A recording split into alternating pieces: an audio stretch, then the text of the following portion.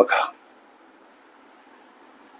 गवताच्या कुरणामध्ये रोवलेल्या खांबास एक शेळी बांधलेली आहे. तिच्या गळ्याला बांधलेल्या दोराची लांबी 21 मीटर आहे. तर शेळी किती जागेतील गवत खाऊ शकते असा प्रश्न. लेकरांनो, गवताच्या कुरणांमध्ये एक आहे खांब, आणि या खांबाला गळ्याला दोर बांधून एक शेळी बांधली. आता उदाहरणार्थ हा तो दोर आहे. आता ती शेळी कशी चरणार, तर हा दोर असा फिरणार क्लॉकवाईज, असा सगळीकडे हा दोर असा फिरणार.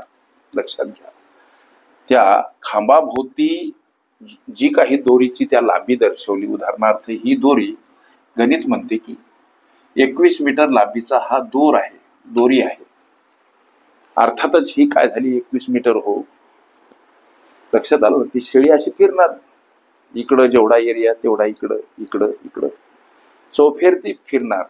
म्हणजे ही 21 मीटर वर्तुळाचा विचार केला, वर्तुळाच्या भाषेमध्ये ही 21 मीटर झाली त्रिज्या. प्रश्न जो विचारला की किती जागेतील गवत ती शेळी खाऊ शकते, प्रश्न सोपा. वर्तुळाचं क्षेत्रफळ काढण्याचं सूत्र लेकरांनो इथं मांडा. जसं की पाय आर वर्ग. पायची किंमत 22 सप्तमांश असते. आर म्हणजेच तिच्या गळ्याला बांधलेला हा दोर, ज्याची लांबी 21 मीटर आहे. आर म्हणजे रेडियस, अर्थात त्रिज्या. दोनदा गुणिला स्वरूपात मांडायची सर, म्हणजे 7 तिरी 21. आता 22 गुणिला 3 गुणिला 21.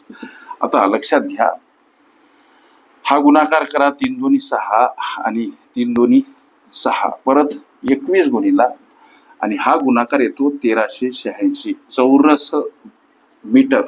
एवढं क्षेत्र आणि एवढ्या क्षेत्रातील गवत ती शेळी खाऊ शकते. हे या प्रश्नाचं उत्तर. ओके. संकीर्ण प्रश्न संच ही माझी प्लेलिस्ट अवश्य बघा. त्यामध्ये विविध स्पर्धकांनी विविध अंगांनी विचारल्या संभाव्य अशा असंख्य प्रश्नांचा सराव तुम्हाला करता येईल.